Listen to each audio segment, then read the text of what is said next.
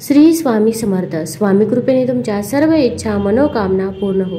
येत्या 13 डिसेंबरपासून मार्गशीर्ष महिना चालू होत आहे. मार्गशीर्ष महिना हा सर्वांसाठी अत्यंत प्रिय आहे, कारण या महिन्यामध्ये महालक्ष्मीचे व्रत केले जातात. तसेच दत्त जयंती देखील 26 डिसेंबरला आहे.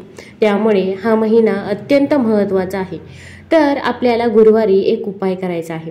आपल्याला मार्गशीर्ष महिन्यामध्ये प्रत्येक गुरुवारी एक दिवा लावायचा आहे, की जो दिवा लावल्यामुळे आपल्या घरामध्ये अडचणी, अडथळे आणि संकटे जी काही आहे ती पूर्णतः दूर होतील. घरामध्ये जी काही नकारात्मक ऊर्जा आहे ती पूर्णतः दूर होईल. तसेच आपल्याला या दिव्यामध्ये एक वस्तू टाकायची आहे, ज्यामुळे तुमच्या मुलांची देखील प्रगती होईल व पतीची देखील प्रगती होईल. जर मुलांची आणि पतीची जर प्रगती असेल ना, तर आपलं कुटुंब हे आपोआपच सुखी होतं. तर असं सुखी आणि समाधानी कुटुंब राहण्यासाठी आपल्याला हा उपाय आवर्जून करायचा आहे. तर मार्गशीर्ष महिन्यामध्ये प्रत्येक गुरुवारी तुम्ही हा उपाय आवर्जून करावा. हिंदू संस्कृतीमध्ये आणि परंपरेत दीप प्रज्वलन हा खूप मोठा आणि महत्त्वाचा संस्कार आहे. दिवाळी दिव्यांचा उत्सव साजरा केला जातो. देवाचे पूजन करताना दररोज सकाळी आणि सायंकाळी देवासमोर दिवा लावला जातो. नवरात्रात किंवा विशेष अनुष्ठानावेळी 24 तास दिवा तेवत ठेवण्याचा संकल्प केला जातो. दिवा हे तेजाचे प्रतीक मानले जाते. दिवा लावल्याने पावित्र्य, चैतन्य आणि सकारात्मकता घरात येते. अंधार कितीही गडद असला तरी एक पंथी अंधाराशी 2 हात करण्याची शक्ती देते. त्यामुळे दिवा लावणे हे आशेचे लक्षण मानले जाते. दिव्याला सकारात्मकतेचे प्रतीक आणि दारिद्र्य दूर करण्याचे साधन मानण्यात आले आहे. घरात दीप प्रज्वलन करणे शुभ मानले जाते. घरातील दिवे सकारात्मक ऊर्जा निर्माण करत असतात. धर्मशास्त्रानुसार देवासमोर दिवा लावणे अनिवार्य मानले गेले आहे. दिवा लावण्याचे देखील काही नियम आहे. त्या नियमांचे पालन करून जर आपण दिवा लावला तर आपल्याला त्याचे फळ हे निश्चितच मिळत असते. आपण जर तेलाचा दिवा लावत असाल तर तो आपण आपल्या डाव्या हाताला ठेवावा, आणि जर तुपाचा दिवा लावणार असाल तर आपल्या उजव्या हाताला असायला हवा असे सांगितले जाते. धन लाभासाठी दिव्याची वात उत्तर दिशेला ठेवावी.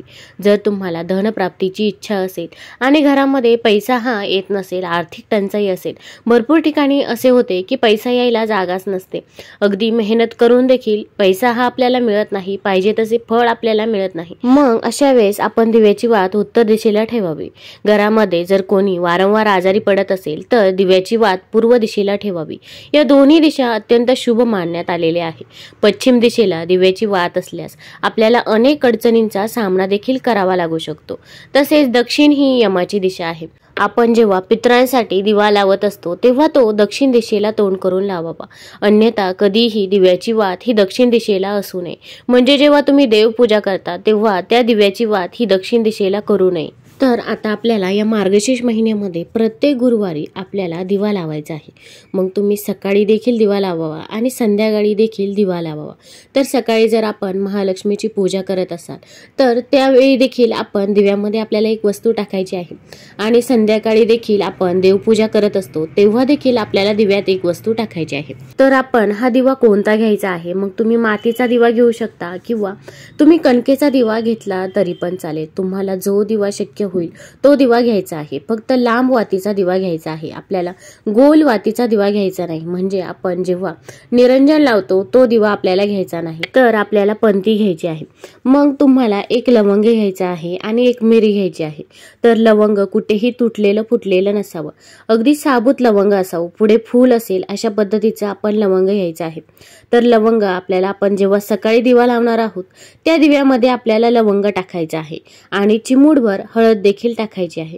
मग तुम्ही तेल कोणतं वापराल? तुम्ही तिळाचं तेल किंवा मोहरीचं तेल वापरलं तरी पण चालेल. आणि आपल्याला त्यामध्ये चिमूटभर हळद देखील टाकायची आहे, कारण की हळद ही माता लक्ष्मीला आकर्षित करत असते. त्यामुळे आपल्याला हळद टाकायला विसरायचं नाही. तर हा झाला पहिला दिवा, म्हणजे आपण जो सकाळी लावणार आहोत. हा दिवा आपल्याला एका प्लेटमध्ये ठेवायचा आहे. प्लेटमध्ये तुम्ही खाली तांदूळ ठेवायचे आहे. तांदळाला देखील आपण हळदी कुंकू अर्पण करायचं आहे. त्यानंतर तुम्ही पंथीचा किंवा कणकेचा दिवा ठेवू शकता. दिव्याला देखील आपण हळदी कुंकू अर्पण करायचं आहे. त्यानंतर त्यात तेल टाकावे आणि मग लवंग टाकायचे आहे. आणि आपली जी काही मनोकामना आहे ती आपण माता लक्ष्मीला सांगायची आहे.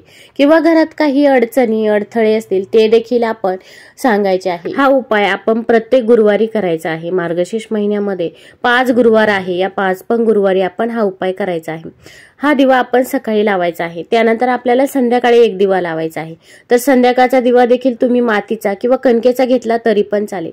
तेव्हा पण आपण एक प्लेट घ्यायची आहे. त्यामध्ये थोडेसे तांदूळ टाकायचे आहे. तांदळावरती हळदी कुंकू अर्पण करायचं आहे.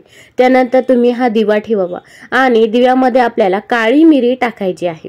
काळी मिरी टाकल्यानंतर चिमूटभर हळद देखील आपण या दिव्यामध्ये देखील टाकायची आहे आणि हा दिवा आपल्याला प्रज्वलित करायचा आहे. हा दिवा प्रज्वलित केल्यामुळे तुमच्या आयुष्यामध्ये अडचणी अडथळे येणार नाही, तसेच संकटे देखील आपल्या आयुष्यामध्ये येणार नाही. त्यामुळे तुम्ही मार्गशीर्ष महिन्यामध्ये प्रत्येक गुरुवारी असा दिवा आवर्जून लावावा. आणि हा दिवा जर तुमच्याकडून जर विझला तर काहीही घाबरायचे काम नाही. तो दिवा तुम्ही परत पेटवायचा आहे, कारण की त्यामध्ये जोपर्यंत तेल आहे तोपर्यंत हा दिवा पेटत राहायला पाहिजे. तुम्हाला जर हा व्हिडिओ आवडला तर चॅनलला लाईक करा आणि सबस्क्राईब देखील करा. कमेंटमध्ये श्री स्वामी समर्थ किंवा ओम महालक्ष्मी नमः लिहायला विसरू नका. धन्यवाद.